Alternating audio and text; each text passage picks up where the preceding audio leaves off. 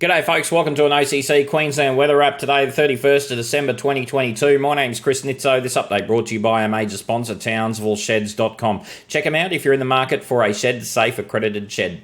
Over the last 24 hours, we've seen some shower activity through southeast, central east and northeast Queensland, but we've seen the real heaviest falls up here in the Cape York Peninsula associated with the monsoon. Falls in excess of 100 millimetres have fallen through the Cape. We can see Southwell Station 113 there, Kowanyama 121. Fantastic rainfall up north from the monsoon. You can see it's spreading far and wide across the northern parts of Queensland.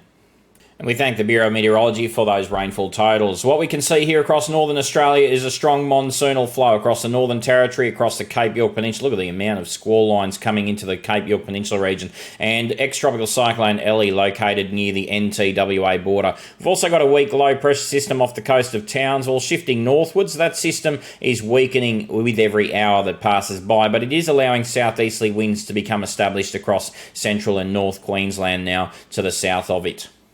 Going back to the Bureau's website, we can see hazardous surf warning was issued this morning for Fraser Island, Sunshine Coast, Gold Coast. Waves up around 2 to 2.5 metres are expected on that section of coastline. We can also see strong winds extending all the way through into North Queensland as the day progresses today. You can see our southeasterlies ramping up in the Herbert Lybertican area. Previously, those southeasterlies were only available down in southern and central eastern Queensland. You can see the monsoon northwesterlies up around 25, gusting up to around 25, 35 knots, depending on if you get under some squall lines. If you do get under some squall lines, those northwesterlies could be a bit stronger than what's indicated on your screen there. You can see the surface level of the monsoon trough extending just to the north of Cairns here out towards the Coral Sea and pushing through the southeastern Gulf of Carpentaria. South of that, you're getting southeasterly, easterly winds. North of that, you're getting northwesterly winds. On that area, you're getting very light winds.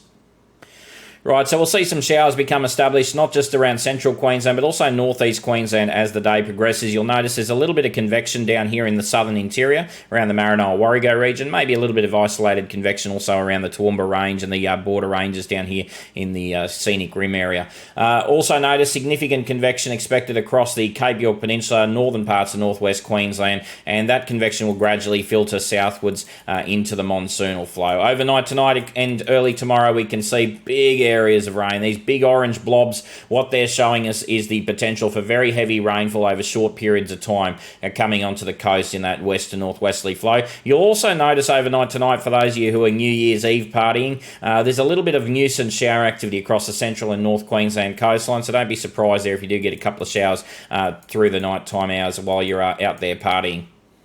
There's also a chance there at a very isolated nuisance shower down around the southeast coast district tonight while you're partying as well. So just be aware of those. Look, not enough to probably ruin your night, but certainly enough to annoy you.